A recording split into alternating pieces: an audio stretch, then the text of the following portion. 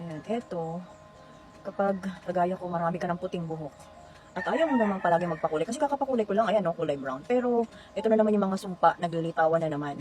So, ito na lang, good thing, meron ako ditong stick. Para siyang lipstick actually, kaya lang, ayan, black siya. So, nabili ko yan dito kay TikTok. Ay naku, napakamura lang niya. Isipin mo yung 52 pesos, dalawa na yon. So, pwede kang mamili ng kulay kung brown or black. Ayan, tapos pag may dito sa may anit banda, kasi medyo manipis talaga yung buhok ko.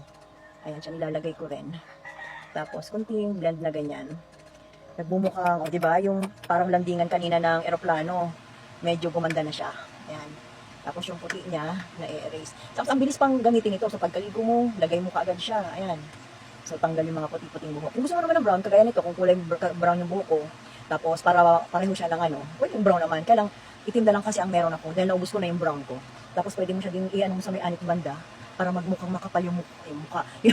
Yung buhok, makapal yung mukha talaga. O, ayan, di ba?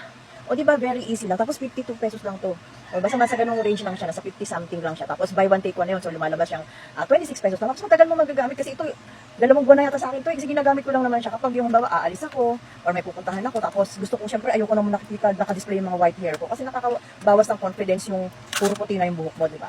So, ayan, tingnan mo, medyo kumapal na. Akala mo makapal siyang tingnan, pero ito lang yan siya. So, ilalagay ko yung yellow basket para mag-try kayong gumamit ng ganito.